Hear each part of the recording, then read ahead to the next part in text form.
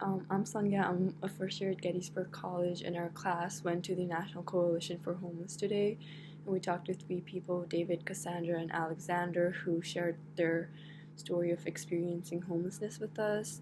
All three of them suffered from mental illnesses such as bipolar disorder, PTSD, and depressive schizophrenia.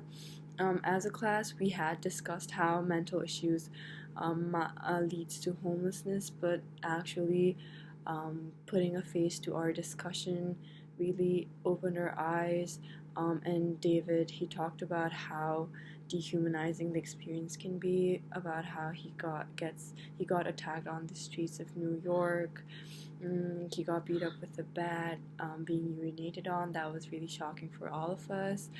And even something as simple as a general rule about not sleeping in public, not urinating in public, how a general rule like that doesn't really affect people like us can be a big thing for people experiencing homelessness, because for them, they live on the streets and they have nowhere else to go.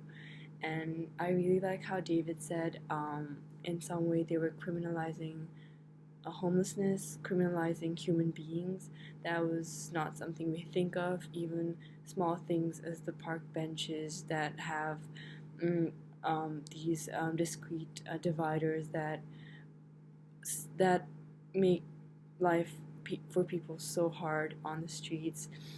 And like, it's there, these are things we know of but we don't really think much about, but as you get to see how they affect people, it's something that becomes really noticeable. Even when we were walking on the streets of DC, all I could see was how these park benches were made so that people who were experiencing homelessness could not sleep on them, how these bus stops were made so that people could not sleep on them, and how all of these laws and all of these rules make people miserable to some extent.